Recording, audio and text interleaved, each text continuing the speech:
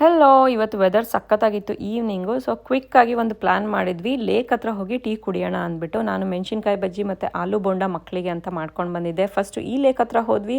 ಇಲ್ಲಿ ಕುತ್ಕೊಳ್ಳೋದಕ್ಕೆ ಅಷ್ಟು ಚೆನ್ನಾಗಿರಲಿಲ್ಲ ಅಂದ್ಬಿಟ್ಟು ಯೂಶ್ವಲಿ ನಾವು ಹೋಗೋ ಲೇಕ್ ಹತ್ರನೇ ಹೋಗಿ ಮೆಣಸಿನ್ಕಾಯಿ ಬಜ್ಜಿನ ಕಟ್ ಮಾಡಿಬಿಟ್ಟು ಉಪ್ಪು, ಖಾರದ ಪುಡಿ, ಆನಿಯನ್ ಎಲ್ಲ ಹಾಕ್ಕೊಂಡು ಟೀ ಒಟ್ಟಿಗೆ ತಿಂದ್ವಿ. ಸೂಪರ್ ಆಗಿತ್ತು. ನಂತರ ಸ್ವಲ್ಪ ಹೊತ್ತು ಹರಟೆ ಹೊಡೆದು ಫ್ರಿಸ್ಬಿ ಆಡಿದ್ವಿ, ಕೂಪ್ ತೊಗೊಂಡು ಬಂದಿದ್ವಿ, ಅದನ್ನು ಕೂಡ ಆಡಿದ್ವಿ. ಮಕ್ಕಳೆಲ್ಲ ಸ್ಯಾಂಡಲ್ಲಿ ಲೇಕಲ್ಲಿ ಆಟ ಆಡ್ತಾ ಇದ್ರು. ಆಮೇಲೆ ಮಕ್ಕಳಿಗೆ ಚಾಕ್ಲೇಟ್ ಮಫಿನ್ಸ್ ಮಾಡ್ಕೊಂಡು ಬಂದಿದ್ರು ನನ್ನ ಫ್ರೆಂಡ್ ಶ್ರುತಿ. ಸಕ್ಕದಾಗಿತ್ತು. ಎಗ್ ಹಾಕ್ದೇ ಎಷ್ಟು ಫ್ಲಫಿಯಾಗಿ ಮಾಡ್ತಾರೆ. ನೆಕ್ಸ್ಟ್ ಟೈಮ್ ರೆಸಿಪಿ ಕೇಳ್ಕೊತೀನಿ.